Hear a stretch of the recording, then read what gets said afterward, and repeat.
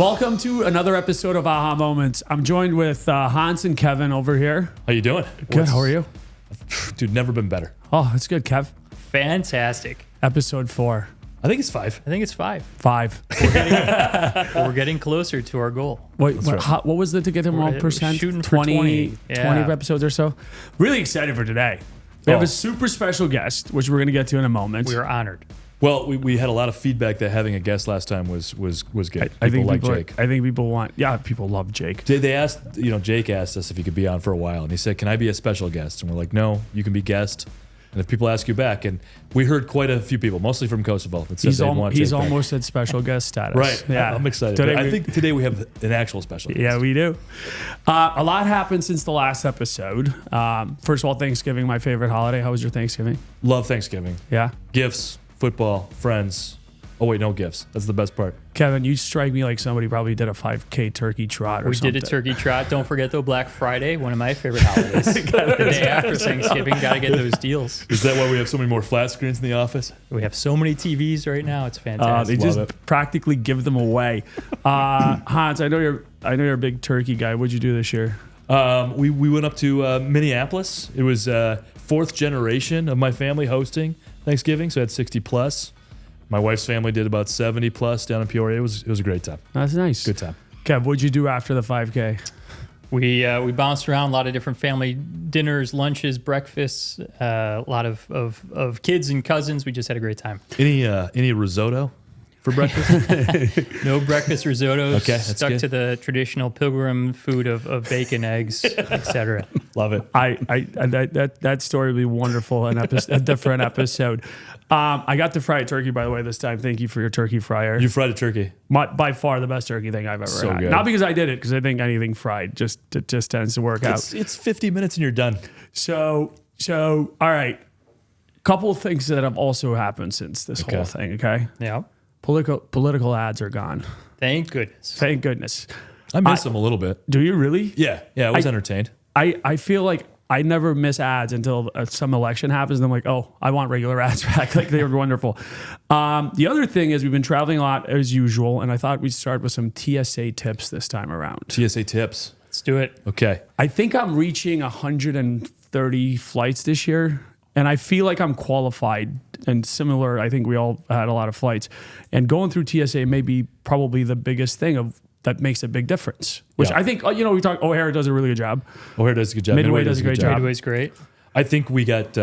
I got blacklisted at the Atlanta airport after our last podcast. I'm quadruple S now every time I go through there. So I'm not going to say anything bad. Atlanta, you're great. Thank you. You're a wonderful airport. Oh, my goodness. Your machines that screen baggage, great. Yeah.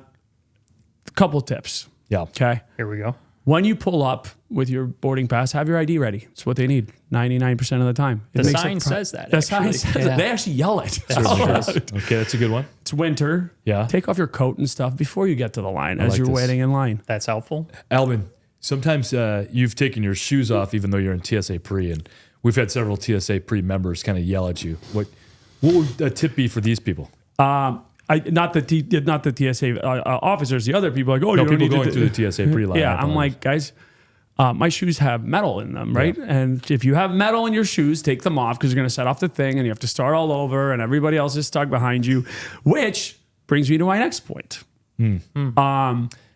We came up, I know we've talked about this, we think there should be a detention system for the TSA. Yes. If you get caught with a bottle of water in your bag and you have TSA pre for 1 month, you're banned from TSA pre. You got to go to the Gen Pop line. Yes, absolutely. So we don't get, if you break any of these rules, right? Yeah. You should get for a month, let people like us who are there every day, like let us get through in peace and we all learn a lesson, I think. I think you should have to take a test, right? What's happening is all these credit cards give you TSA. So everyone takes TSA now, right? It's not special. It's not. And Right? it used to be. And Clear was special for a minute. Even that's becoming a thing. Kevin, you introduced me to something that I love. Which one? Everything. TSA Instagram is fascinating. Oh, if you're on your phone right now, pull that thing out, follow, subscribe the TSA Instagram. By far, I think their tagline is something like Princess of the Puns, lover of the canines. They do nothing but show you weird things they've confiscated, and they always have great dad jokes on it. Some incredible dad jokes, incredible puns, and I'm just like, wow, we should hire their social person. They do a really good job. Proof again that we're on different internets. Yeah, completely. Oh, you don't follow? Right? No, That's the beauty. That's the beauty of working I'll together. take out my phone now. Kevin, I know that New Year's is approaching, and you have something that really bothers you around this time of year and 4th of July. What's on your mind today? Listen, it's a jolly time of year. We like to keep things happy, but there is this one thing as we think about New Year's Eve. Everyone thinks about champagne, fireworks. Why do people videotape fireworks, right? You go to these fireworks shows, you see some lady, man, mom, whatever, that are sitting there with their camera watching the fireworks.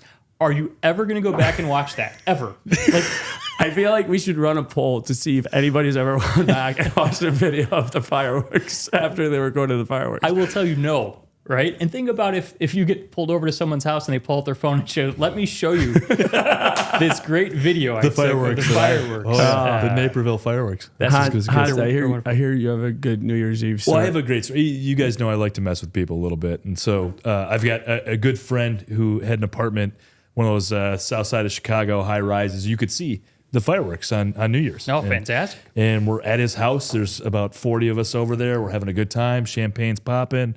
They drop the ball, and all of a sudden the fireworks are shooting over Lake Michigan. Okay. And I'm watching out the window. I'm watching these fireworks, and then I noticed that people were watching the fireworks show on the TV because they were watching the ball drop, and so they're paying attention to the person on TV. You imagine these are on delay, right? Mm-hmm. So what I would do is I'd watch the live fireworks, and then I would go back to the TV and I would guess in order what firework was coming. Here's the red one. Here's the blue one. Here's the white sprinkles. They looked at me like I was Nostradamus. I kid you not. They're like, how do you know? I'm like, oh, it's the same show every year. Sounds like you guys had a blast. Well played. Thank you. Hans always has a little bit of an edge. You just got to figure out where it's coming from. It's brilliant. All right, back to our regularly scheduled programming, because I feel like there was a disruptive way of you to figure out the firework thing. So way back, and this is why we're excited to have our special guest. Way back when we started Inspire 11, our ethos and our why was that change and disruption are guaranteed, and we continue to live in this world that the pace of change and disruption is increasing every day. And it's not linear, it's actually exponential, right? And we're currently living through AI, and that's just the latest and greatest of one of the massive disruptions out there. But when we ran around back in 2016, 2017, we would talk to clients about change and disruption. In fact, there was a fact of 52% of the Fortune 500 companies at that point had disappeared from the last 15 years because of the pace of disruption that was happening. And this was the reason we existed. And I recall we'd go to meetings, and sometimes we would show people a slide that had the cover of Forbes with the CEO of Nokia. And it said on there, the 1 billion customer giant who will ever catch up to them. Yeah. What year was that? That was the 2 months after the iPhone 1 was released, I think. Yeah. And how's your Nokia today? Well, that's what we asked clients back then too. None of them had Nokias. They never called our bluff. He never called our bluff. It was interesting because I think, and this is why we're excited to have our special guest. When we ran around and we talked about these things, change and disruption is happening. And we find that people sometimes are sleepers on it, and they continue to lay on it to see what will happen until it's far too late. And usually disruption doesn't come in one big wave. It's a little bit at a time that completely erodes business models. So this is why we're excited to have our special guest. I'm really honored. We are honored to have him on our show. He was one of our first clients. We've done some incredible stuff together. He's become a better friend of ours. And the reason we all came together is because he is a disruptor. Albert, self-proclaimed disruptor. Albert, welcome to the show. Thanks for having me. We're excited to have you. A bunch of things about Albert. Super successful. Has lived in an industry that is one of the most relevant, and I'll let him talk to it. And has been a disruptor in it, and is a builder, and is a go-getter, and is a successful executive, but he does it all from the human side of things, which is why we love working with Albert, because he remembers at the end of the day what we're in this for. So Albert, why don't you give our audience a little bit of background of your career, and then we'll get into some other things together. I appreciate the kind words in the opening, Alban. And I'm a pharmacist by training. Went to school to become a pharmacist, and pharmacy by itself is incredibly important in the healthcare industry. It's always the first line of defense to be preventative in nature for the most part. And my career has led me through companies like Caremark and CVS Caremark and Optum and Catamaran. And, I pretty much since have gotten out of that role and now advise in the private equity space, but also sit on multiple boards of other healthcare companies that are really thoughtful, provocative, and doing some things differently. And I'm in a really good position to allow to foster some of that change. Albert, it's been incredible to watch what you do over the last 7-8 years that we've been working together. You really are in an industry that doesn't really disrupt because, one, there's people involved. Two, it just tends to be regulated and everything else that comes with being in that world. Tell us, how have you seen disruption play out in the last 10, 20 years? And how have you worked in that world and been a leader and someone who stood out this entire time? Well, I think the disruption piece is key because there's a big part of healthcare that's also cyclical in nature. And if I think maybe broadly over the last, my 30 plus year career, and then maybe even a little bit past that, you got to remember that there was a part in time where pharmacy aspect and these companies that manage the pharmacy benefit managers, they were once owned by pharmaceutical companies way back in the day. Oh, wow. And, the legal system got involved and said, hey, you know what? You really shouldn't just be promoting your own products, and you really shouldn't own these management companies, and they had to break them out. Remember, Merck owned a company, Lilly owned a company, and then they became separate and independent. And then the health plans owned them again, and then the health plans divested them again. And then the evolution of the industry itself became into what we know today. The companies like Express Scripts and Optum and Medco at the time. But there was a lot of merger activity that happened along the board. But some of them, probably the most meaningful disruptive entities, I would say one would be the merger between Caremark and CVS at the time, which put a large PBM and a retailer in the same company. So where the pharmacy benefit manager at the time was now controlling 30,000+ retail stores and what they can do. I was fortunate to be a part of that transaction back in 2000 and that was 14. I'm sorry, no, CVS Caremark was 2007. I'm sorry, it was 2007. And for the first time, it was like, how is one industry, which is at mortal enemies with another part of the supply chain, getting together to figure something out, which was new. That was disruptive at the time. We fast forward to now to where, CVS Caremark now owns a large health plan in Aetna. There's CVS Aetna now, and it is another large disruptor. Yeah. And it causes tension, it causes pricing pressures, it causes people to think differently in the space. And then probably the third, I would say, is the evolution of specialty pharmacy, because it's not technically regular pharmacy, and they're high, complex, incredibly expensive medications. We're talking anywhere between $1 million to $1.5 million per patient per year for a therapy. Wow. I mean, there's complexity wrapped around it. So I think some of those disruptive things, and I can probably name another 20 along what I have seen, but those are probably some of the high level ones. So as you've gone through, and we've done some stuff together, and I recall our first project having this, what do you think are some key tendencies to make innovation be a wonderful disruptor to industries like this? As you think about going and disrupting your industry or other, what comes to mind for you that, hey, these are things to make this thing successful? It's a great question, and I think this is at least what I have seen over my years is where certain companies fall flat on their face when they try to innovate or they try to say that they're innovative in general. First off is their level of understanding of their business and of the industry itself. And leaders today need to have what I would say is an intimate understanding of their customer relationships, their supply chain relationships, the industry in and of itself, and more importantly, where the industry is going. It's almost back to the old adage of, I want to skate to where the puck is going to be, Right. not where it is today. And not many leaders today in healthcare can actually see that or want to see it. So that understanding, whether it's the industry or the business model itself and the relationships inherently built within, will provide opportunity, but more importantly, provide opportunities for where financial gain, innovation, or disruption could occur. That's the first piece. The other piece is agility. How agile is the company, and can they actually mobilize quickly or mobilize around failure quickly? We do talk about being able to fail fast and scale fast, when it comes to being innovative. But when you fail fast, you have to remediate quickly, and that comes back to the agility of the company in general. And are they willing to do that? Yeah. And then lastly, I would say is that there is a really distinct line between taking a calculated risk and being reckless.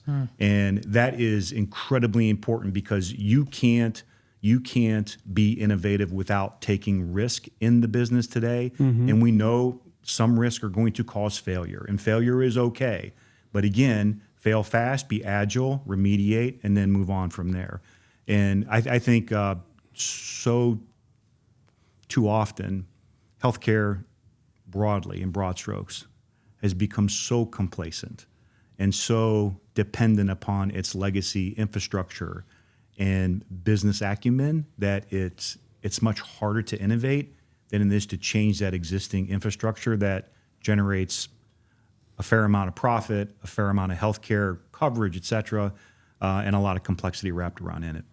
So Albert, when we met in 2017, I think the reason that we got along so well is because you had this disruptor, innovative mindset. And then you said you started your career as being a pharmacist. That's the last place I want innovation, right? I've seen It's a Wonderful Life a bunch of times. I don't think you're supposed to play around with the drugs, right? So stay consistent. That's right. So what was the spark for you to want to be innovative in the healthcare space as opposed to follow the scientific method, follow the plan, right? It's an industry that actually behooves you to not be innovative and disruptive. What was that spark for you? The thing that did it for me, Hans, quite frankly, was it shouldn't be this hard. It actually shouldn't be this hard. It shouldn't take forever to get a prescription from a pharmacist or get a prescription from a physician, fulfill the prescription, get it to the patient who needs it, and make it affordable. It's really that simple. Now, there's a lot of complexities built into how the claim is paid and the clinical screening that has to go along with that, and it gets complex and lines get long at retail and how you deliver the prescription ultimately at the end of the day. But it shouldn't be that hard. Yeah. And at the point in time when we had met, it was hard. It was taking time.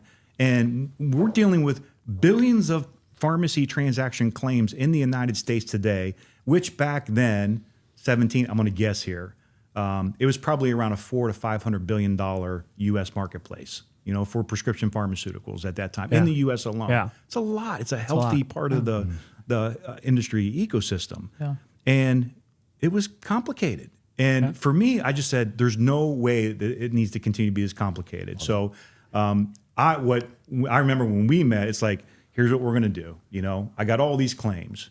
And I think for the viewers out there, I remember it's like, because I purposely wanted, against the advice of a lot of people, to bring in technology people who didn't know pharmacy.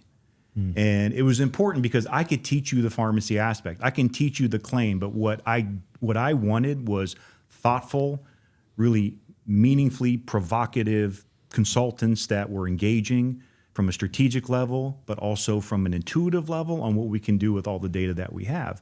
And that's where bringing together, the infrastructure of all the claim sets and the data that we had to really figure out what was going on. What was going on from a payment perspective, what was going on from a delivery and a care perspective, how we were processing claims, how we were paying claims, how we were treating the patient, what visibility we were giving to the patient, what visibility we were giving to the payers, the transparency inherently built within, and that's where the focus of our project was. I know it was a huge technical lift. It was a lot of people over a long period of time, but at the end of the day, I felt that advancement and disruption in technology was probably the biggest mover for that particular engagement that got us off the ground. So this is it brings me to a memory I have from the beginning. You having this disruptive mindset took a chance on us. And we were just getting off the ground, but I think we connected on that disruptive mindset. Not everybody did. So Hans, I recall you going to a meeting Yeah. of Fortune 200. Yeah. And I know exactly what you're talking about. and I think at the time we were just kicked off a project with Albert, and it was going really well. And we ran around with this idea of disruption. Yeah. Not everybody's always receptive to it. And then they how did the meeting go? I love the way Albert framed that, which is I don't understand why it's that hard, right? At the end of the day, kind of inefficiency, complacency, commoditization, they're all 4-letter words to us. And I was meeting, we had a chance meeting. This is a massive telecommunications client here in Chicago. And, we lied and told them we were about 10 people. I think we were about 6 at the time. And we had a great breakfast, and we were talking about digital disruption in that space. And I was really excited about the way the conversation was going. We seemed to be vibing. Our salesperson was all excited. And then that person asked the question. They're like, wait, tell me again how big you are? Because I think we were having such big conversations, big ideas. And I'm like, we're 10 people, like I mentioned before. 6, maybe. And he goes, oh, you're tiny. And I think most people would have said, yeah, we are, or whatever. I said, sure, but I would have liked to work with the first 10 people from your company too. Like these people that grew a massive Fortune 200 company in my backyard of Chicago, right? You want to work with those people that have that different mindset. And I think, as you mentioned, like Albert, for whatever reason, kind of vibed with us right away on that idea of like, if I want to disrupt, why would I go with the status quo? Right? It would be really easy to pick the largest vendors in our space to go work with you, but I think you recognized that wasn't going to lead to the type of changes that you were looking to make within an industry. Let me ask you a question, Albert. So, and maybe we were the first try at that and technology was a safer space, but my guess is that you probably have seen combinations of industries kind of impacting yours and taking those big chances. So what are some other examples where you've seen big ideas come from outside the healthcare ecosystem to have a big impact within healthcare? It's, I want to comment. I'll get to that, but I wanted to comment on your last comments there, Hans, was that for me, now we did a broad-based RFP with other technological firms, before we agreed on Inspire 11 at the time. And, the price range was from A to Z, obviously. And, I knew you guys were small at the time, but ultimately for me, it was almost like conducting an interview and you're hiring a brand new employee, and you can develop a feel for somebody on how that working relationship's going to go, how the chemistry is going to be, and how genuine the people really are in meeting your needs or solving a problem with you in a collaborative fashion. And I felt that with both of you guys well above and beyond anybody else that we did there. And that means more to me than a lot of the years experience. Because remember, I said, I don't care if you know pharmacy or not. I'll teach you that. I want really smart, intellectually capable people who are going to help me solve this problem. So that's the first piece.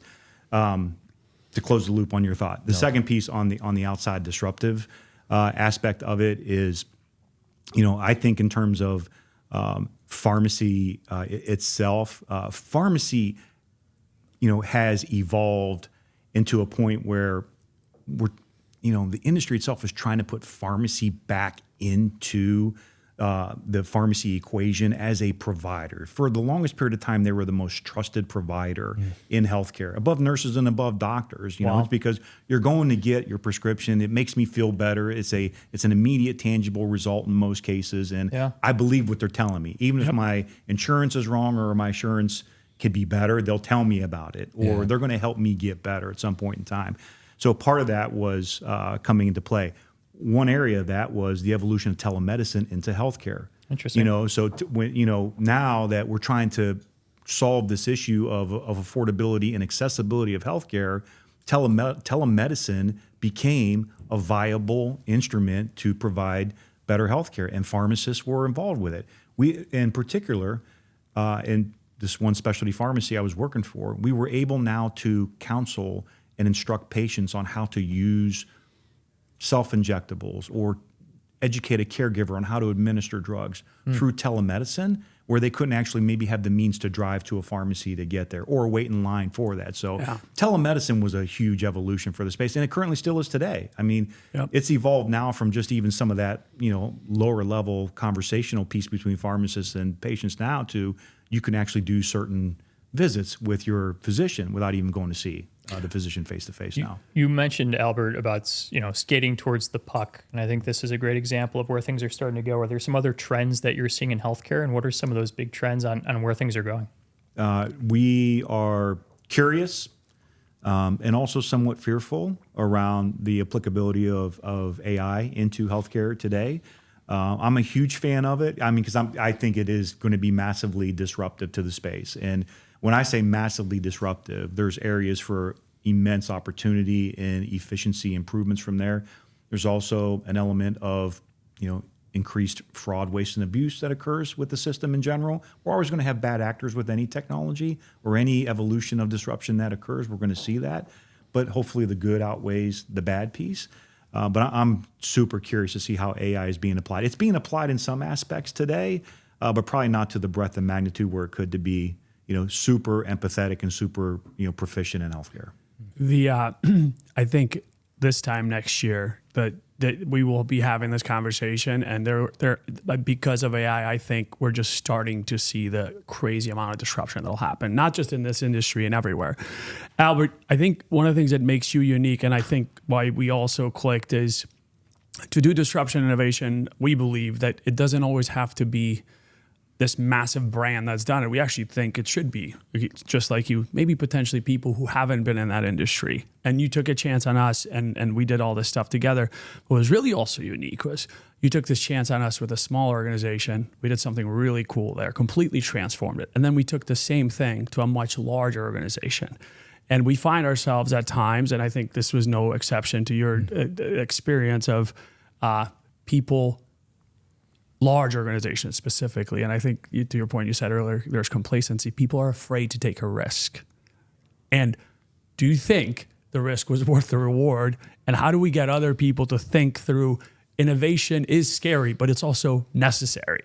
And it doesn't always come from within the walls. Yeah, it's a great point. And I think in certain organizations, even the larger one that you are referencing there, you got to maybe take some baby steps. And when we talk about disruption is a scary word to a lot of people, particularly really well-run, healthy organizations that are complacent. And if it ain't broke, don't fix it. Leaders that are running them, and disruption could be very tiny in its element, like disrupting a technology or disrupting a business process. We're not talking about disrupting the entire business model in and of itself. Sure. Yeah. And I think that's when they think of disruption, that's what they think of. Well, you're going to come in and change how I price and how my product development works and how I implement things and how I treat my customers. And it's going to be like this big night and day, oil and water type of culture. And I'm fearful of that because that has meaningful impact to my business and my earnings. That's not what we're talking about here. Yep. We are talking about taking very, again, calculated risks and calculated approaches to the business that are not reckless. That previous, methodology would have been entirely reckless, but taking a very calculated risk on finding the opportunities and improving on what they have. And technology is an easy way. I mean, for that large organization, we can say, well, we did this with this smaller organization and it just, went gangbusters and we improved the financials like threefold and ended up transacting that company after 18 months, which was a remarkable feat in and of itself. And we had many inbound requests on that privately held company, and it was extraordinary. This larger company, although reticent at first on deploying the same project, basically, infrastructure, technology, data warehouse, visibility, analytics, and applying the analytics to run the business the accordingly right way, they bought into it, and they finally got it. There's like, really? I didn't know this was happening. And this is impacting this particular vendor relationship. And oh, by the way, this vendor's been pulling the wool over my eyes for the last 25 years. And now I got data to prove them wrong. It's like, here you go. Yep. Now go have a nice day and let's recraft that relationship, up to which they did. And that particular large client, I will tell you that infrastructure, that technology awareness and data information that was provided to them, that was close to $1 billion reckoning for them, where they were being overcharged in the market that it was, Which seemingly ultimate- corrected from the work that we did. Which ultimately impacts the patients, Yes. right? Those costs are going back to the Yes. The humans that the are dealing humans with that real are life sick events. that need medication. Absolutely. Yeah. So you had mentioned, again, I want to go back to skating to where the puck's at, because I know you don't have a crystal ball, but you seem to have a really good grasp on where the industry is headed.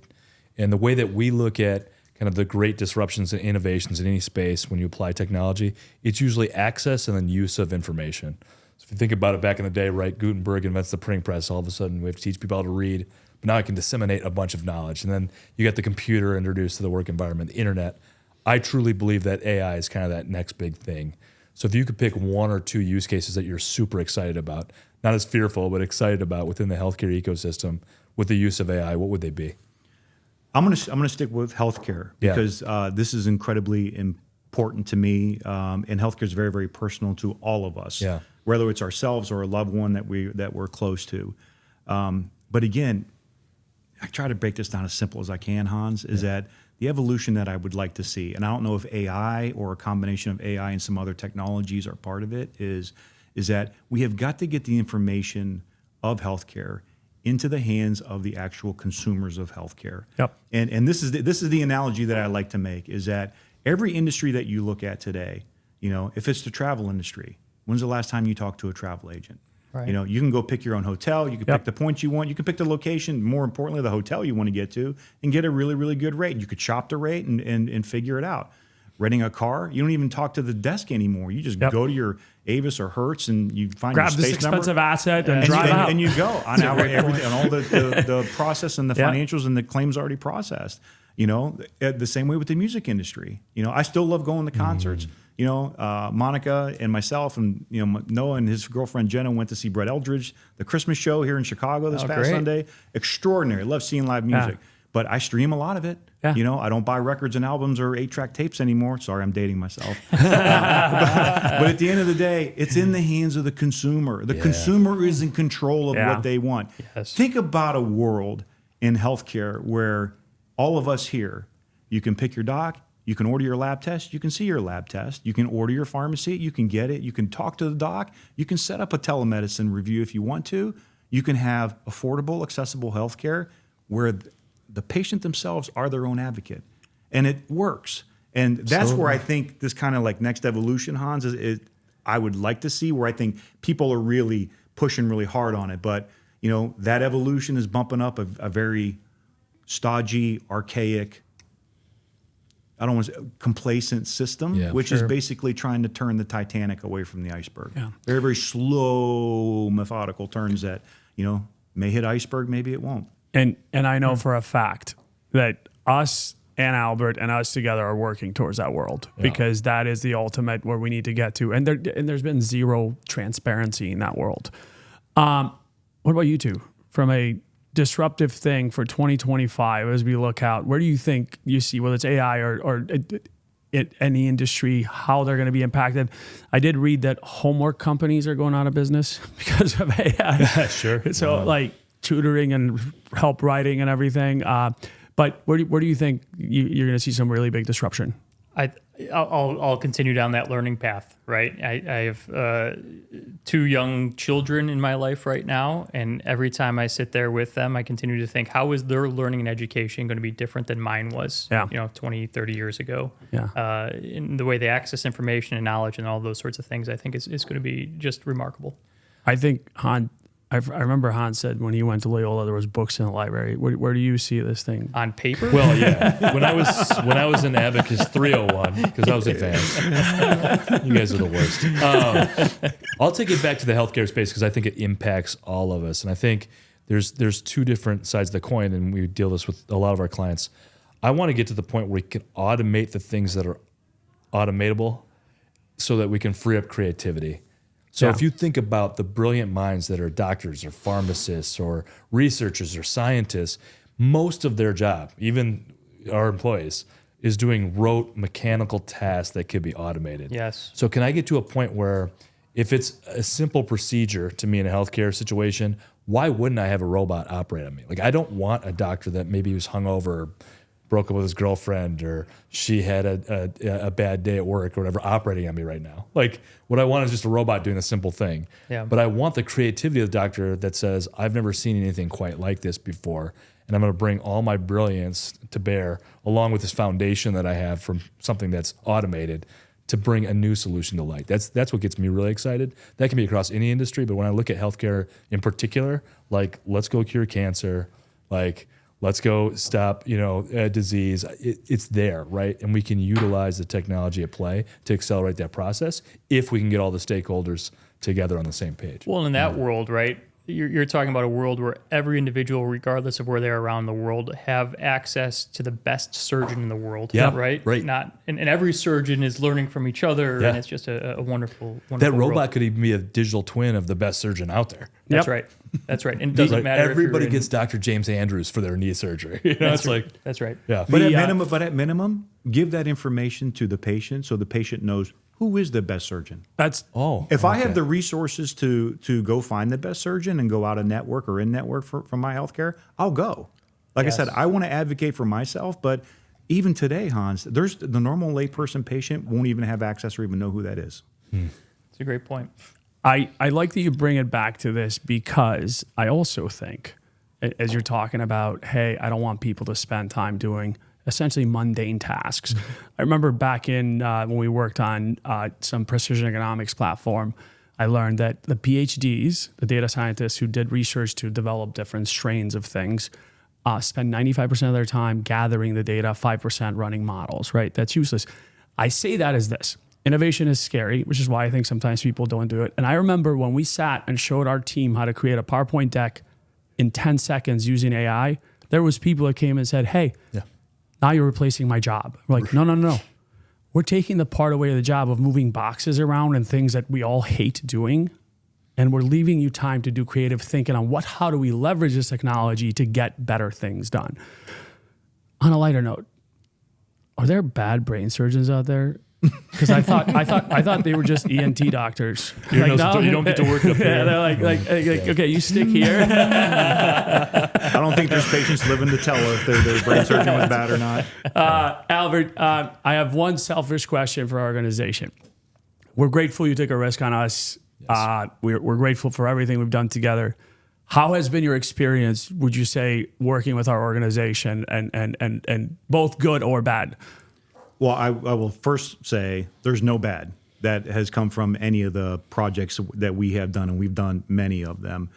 I will say that probably one of the biggest things is that it's not just one individual at Inspire 11. Of course, I've got relationships with Kevin and Hans and you, Alban, and we can go there to talk about it. But the people who are actually doing the work, they change, and they're all really good.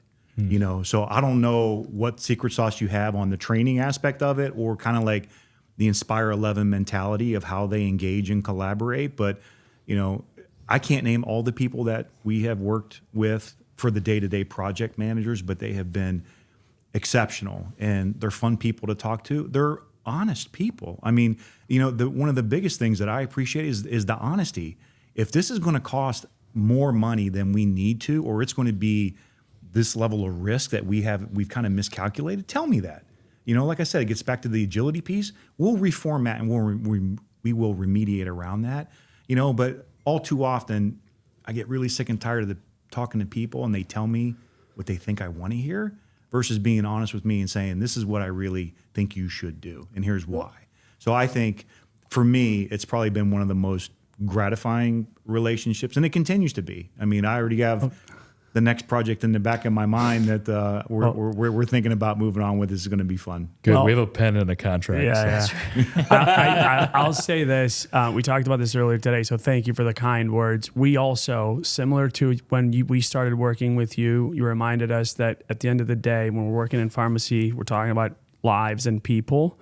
We also remind our clients that our people that our clients aren't clients. They are people also, right? And we have to be transparent, similar to the industry you talked about, and we have to be real, and we have to remember that at the end of the day, I actually think every industry would benefit realizing that people are people at the end of the day.